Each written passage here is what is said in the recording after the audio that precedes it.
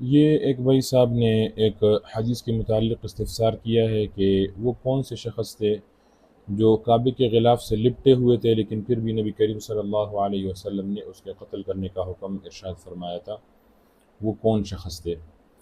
حضرت انس بن مالک رضی اللہ تعالیٰ عنہ کی روایت ہے، فرماتے ہیں کہ نبی کریم صلی اللہ علیہ وسلم جب فتح مکہ کے موقع پر مکہ آئے تو کچھ صحابہ بھاگ کر کے آئے نبی کریم صلی اللہ علیہ وسلم کے پاس اور کہنے لگے کہ یا رسول اللہ صلی اللہ علیہ وسلم، ابن قتل کعبے کے غلاف سے لپٹا ہوا ہے۔ نبی کریم صلی اللہ علیہ وسلم نے صحابہ کو حکم جاری فرمایا کہ جا کر کے اس کو قتل کر دے۔ صحابہ چلے گئے اور اس کو ادھر غلاف سے اتارا، ادھر سے الگ کر لیا اور تھوڑا سائڈ پر لا کر کے اس کو ادھر قتل کر دیا۔ اچھا، اب اس کو قتل کیوں کر دیا؟ اس کے روایات میں اس کے دو بڑے جرم بتائے جاتے ہیں۔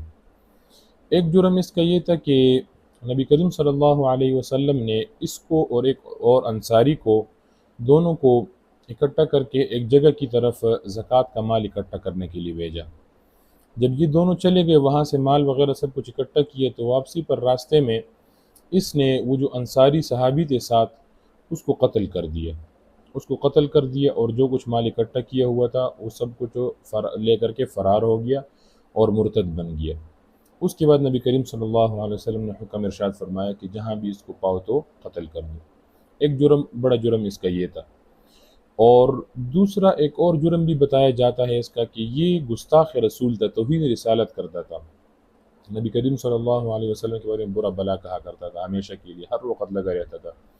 حتیٰ کہ اس نے دو خاص لونڈیاں رکھی ہوئی تھی اسپیشل خاص کر کے، وہ نبی کریم صلی اللہ علیہ وسلم کے بارے میں ہجو کے اشعار گایا کرتی تھی، انہیں برائی وغیرہ بیان کرتی تھی، اشعار گایا کرتی تھی۔ اشعار میں نبی کریم صلی اللہ علیہ وسلم کی ہجو کیا کرتی تھی۔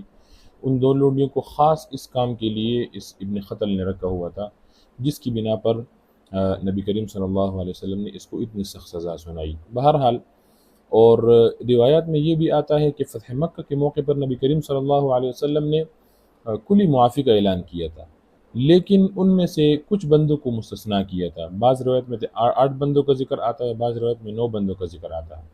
تو یہ بھی ان 8 یا 9 بندوں میں سے ایک تھا جس کے بارے میں نبی کریم صلی اللہ علیہ وسلم نے حکم فرمایا تھا، ارشاد فرمایا تھا کہ جہاں بھی پاؤ اس کو تو قتل کر دو، اس کے لیے کوئی معافی نہیں۔